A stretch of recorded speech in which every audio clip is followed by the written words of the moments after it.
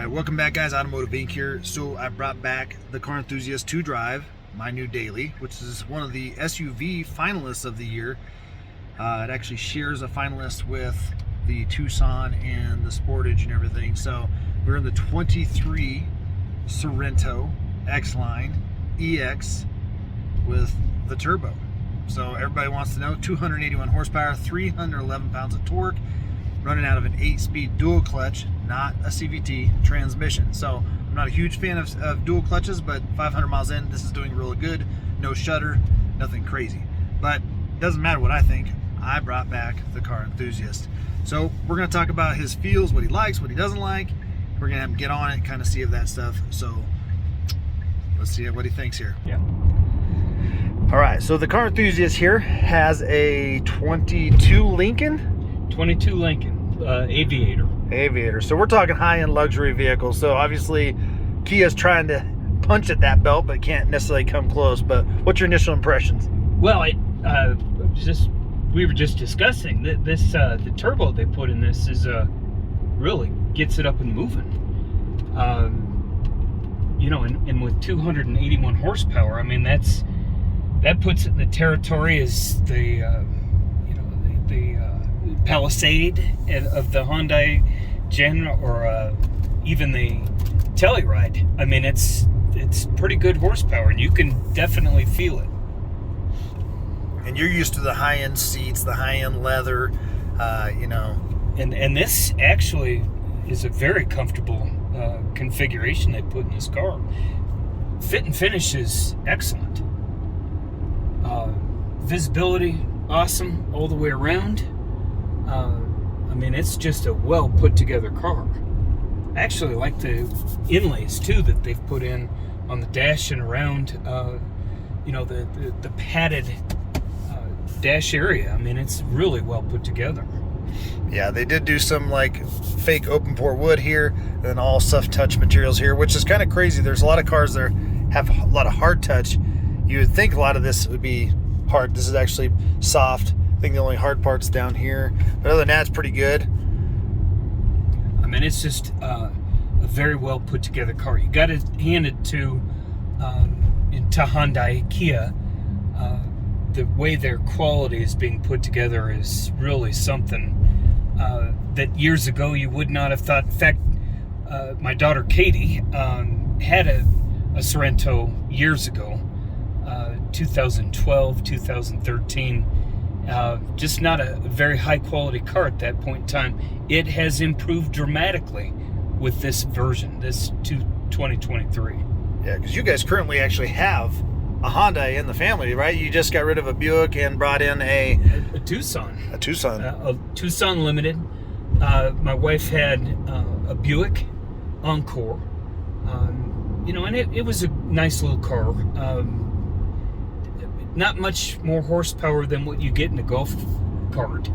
But lo and behold, you get into the Hyundai 187 horsepower, same engine as this without the turbo. Good vehicle too. Fabulous as far as the electronics. I mean, it's just all over the place from what they've had in the past to what they are today. I mean, it's really well put together. A lot of information. The touchscreen and the way that the video is laid out puts everything into the right perspective, and you're able to see your map or see the radio at the same time. There's a lot of things that you can add on to the screen in order for there to be a good display for the driver and also the passenger. Right. Now, have you had an opportunity with your Ford has what, Sync 4? Sync 5? It has Sync 3. Sync 3. And it's the Lincoln version, which is kind of, even though the Ford had the same version, the Ford Explorer had just a different layout all the way across the dash. In the Lincoln, it's much more subdued and very and not put in the perspective of what the Ford had. It was a better It's just a lot more calm as far as what you see on the screen. Okay. A lot of it with the Kia, I mean, the information is all over the place. It's fabulous.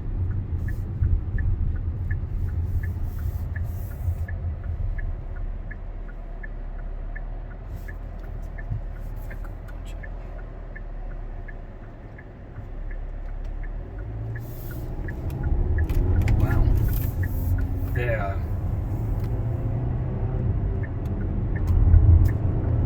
I mean, it grabs on. It grabs on. You can definitely tell that 281 horsepower. It's there. I mean, it's right there.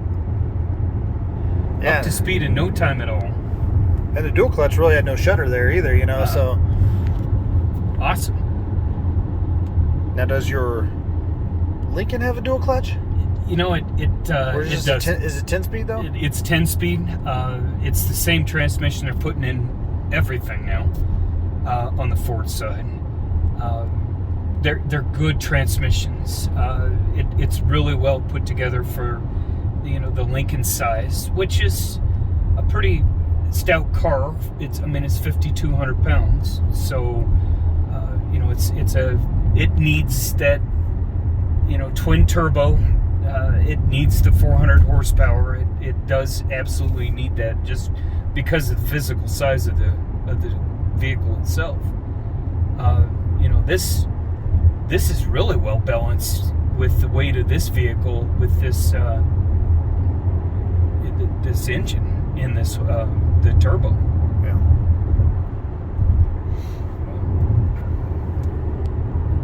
But it very much linear power. It's really good. Drives really well. Handles extremely well. Yeah. Now, in regards to your safety tech that's in your Lincoln, have you had an opportunity in Mom's Tucson to play with some of the safety tech at all? Have you, to compare the two? To believe it or not, the Kia Hyundai versions of the safety tech is actually more advanced than the Lincoln is. The Lincoln does have everything that lane departure, lane assist. It has all the braking and everything that you get in today's vehicles. But even in the lower end Kias, you can still get the video that shows on the right and left turning. It comes up on your screen, show your blind spots. Really takes the blind spot out of the vehicle 100%. I know with this it doesn't have that, but there's enough visibility in the port windows in the back that you can see everything on the outside through those back windows. Right. Now, if I would have got the SX, it would have had the digital display with those blind spot where it shows your left side and your right side. So Lincoln doesn't have that. No. Not at all. It has a 360 camera setup, but when you actuate the blinker on the Tucson, the Kia, it actuates a camera which shows your left actual quarter panel, rear quarter panel, tire, and everything like that. Which is a really good safety. From a safety perspective, it's one of the better features. It gives you the ability, to really gauge and judge what's in your lane behind you in the back right panels, corner panels. Right. I think that in this day and age, safety tech's very important. Why should we have to pay to have the extra safety, right? It should just be in there. Agreed. But I guess that's what differentiates the different trims. But it is nice that lower trim level, lesser cost vehicles, have that safety tech standard. Because I have to ask, but you don't have to tell me, because obviously you got a little bit of a deal on your Ford because of the way it's set up for you. Sure. But what's the sticker on your Lincoln? Lincoln sticker was $77,000. $77,000. Yeah. And the sticker on this is $41,000, and Kia actually gave a $3,500 discount. Yeah. There's a big difference. And what's really amazing is, and again, the Lincoln is super comfortable. It's one of the best driving cars I've ever had. But this, I tell you what, this Sorrento's very, very comfortable. The seats are actually really nice, and from a lateral, it really hugs you in the seat. Yeah, because your Lincoln has the massaging seats, the full body contour, or whatever Lincoln calls that. The perfect seat. 30-wake seats with the heating and cooling and 28 speakers. I mean, it's crazy what they do with some of these cars and putting the tech inside with that type of focus on the individual that's going to be driving it. It's a fabulous car for that. But I tell you what, this is really nice. Yeah, I think for the average consumer that can't necessarily step up to say a 70,000 or a 60,000 plus, or I mean even Tahoes are 100,000. They're tipping the scales way up there. I mean, at the end of the day, it's like what people can afford. 38, it still seems high to a lot of people, but it's also a little bit more in range to have something that powerful, fun, comfortable, safe, obviously. 100%. Boy, this really wants to get up and go. We're heading on to a highway here, and just getting onto the highway, if I go ahead and punch it, it will automatically at that moment respond. There's no lag. It's got some ability, that's for sure. Really well put together.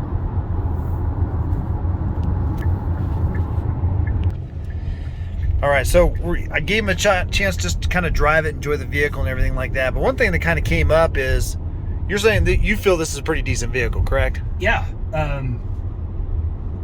For the price point, in the type of vehicle it is, extremely well handling, very stable.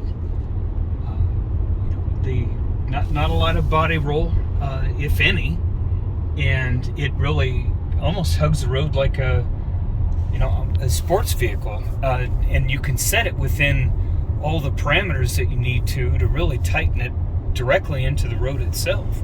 Yeah, so we'll kick you into sport mode here, so we can see it popped up sport. See if it dynamically changes steering. It definitely changes throttle response and everything like that. It lightens up the steering, and the accelerator definitely has a enhanced approach.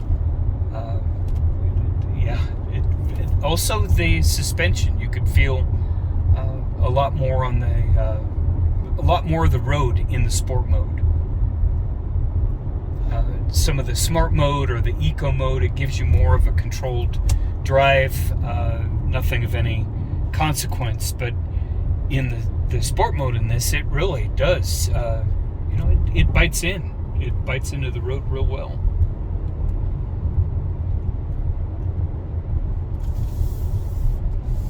I like this little piece of the road because it has a little bit of the windies, different, apexes of the road, different cambers, so you can kind of get a really good feel for it here.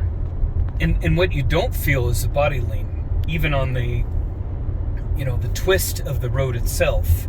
The body stays solid all the way through. And if this truck wasn't ahead of us, we could really get going. Well, and I think that's what a lot of people synonymize Hyundai and Kia with being a cheap car. So sometimes people are leery of being, this is a gimmick. So they throw all this crap in here, and what if it breaks in 6 months? Well, what if it does? What if it doesn't? What's the warranty on your Lincoln? My Lincoln comes with a 4-year 50,000 mile warranty. Okay, that's your comprehensive, your bumper to bumper, that if you bumper will. to bumper is a 4-year, compared to what my Explorer was, which was 3-year, 36,000 mile. Okay, which is typical. So you definitely want, if you're going to have a lot of stuff, 30-point contour seat, whatnot, you want to have a 4-year, 48,000 mile or 50,000 mile warranty, correct? Yeah. You want to have it. Well, what does Kia and Hyundai give you? A 560. That's their comprehensive, is a 560. and that is transferable to the next owner too. So, you know, a lot of those are going to be transferable to other. But I mean, to put it in context, a typical 3 or 36,000 comprehensive, or you get a 4-year 50 with Lincoln, and Kia's going to give it 5-year 60. So if your nav goes out in 560, covered. If your sensor goes out 560, that's pretty good for being a discount brand, correct? I mean, yeah. And one thing that Hyundai Kia has really done is, and they market their cars with their warranty. And when you talk about the bumper to bumper and you see all the electronics, you know, we talk about the seat, the perfect seat within the Lincoln. You almost want to have that type of warranty because the expense of the devices you will be replacing, my goodness, you want to have as much warranty as you possibly can. And I think you're seeing that even within you know, these models, is there's so much electronics, you want to make sure you're covered. Right. Now, what's your powertrain on your twin turbo 10-speed Lincoln Powerhouse? What's the powertrain? That, you know, it's 100,000 miles. Okay. And I don't think it actually has a year. I don't know, but it's 100,000. Okay, so that's good. What was on your Ford Explorer? So your that was it. I think that followed right within the same as the overall. I mean, it wasn't anything spectacular. It might have been 68,000. Okay, and that was an ST model Explorer, so still an up trim Ford. Still didn't have a powertrain warranty. So Kia, if you're gonna say, or Hyundai, is gonna make a cheap car, and you're going out and thinking you're gonna spend 38,000 versus say 60 on a Ford ST, or even a comparable Explorer, which is gonna be in the 50s, getting a lower warranty. Well, why would somebody make a piece of crap and then warranty it for longer, right? Yeah, I mean, that's, again, they're using it as a marketing tool, but it's the type of marketing tool that should give confidence for the individual buying it, that they're going to have something that they're going to not have to worry about. Right. And you're talking 10 years, 100,000. So if you spool a turbo or have an oil pan leak, all of that stuff is going to be covered for 10 years, 100,000 miles. And that's almost unheard of. And maybe you guys don't know this, is J.D. Power has ranked Kia and Hyundai #1 in reliability of mass car makers for like 3 years running now. So, I mean, are they immune from having issues? No. But, I mean, when you sit back and say, can I trust it? Should you watch this review? And we're going to get the Car Enthusiast thumb up or thumb down here in a little bit. But, I mean, at the end of the day, worry doesn't really need to be in your wheelhouse, right? No, that should be the last thing that you should be thinking about within the Kia or Hyundai vehicles. I mean, it's almost really thinking the quality of the car, whatever the quality of the car should be the focus. It shouldn't even come into your mind about the warranty itself. Well, all your electronics, it's all going to be covered in it. Last thing you need to worry about.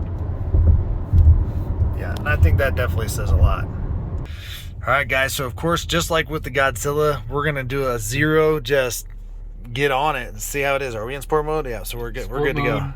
Dead stop. All right, guys, I'm going to punch it here.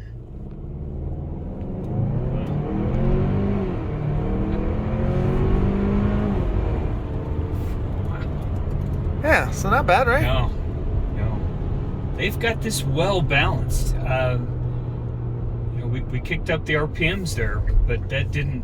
It spooled the turbo pretty much immediately. It was a nice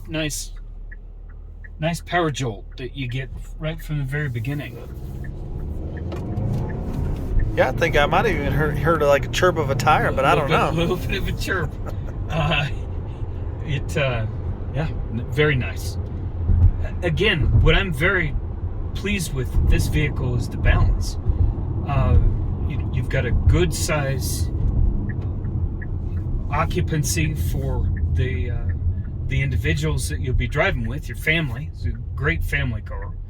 On top of that, a nice engine that gives you very well balanced with that turbo. It doesn't matter that it's a 4-cylinder.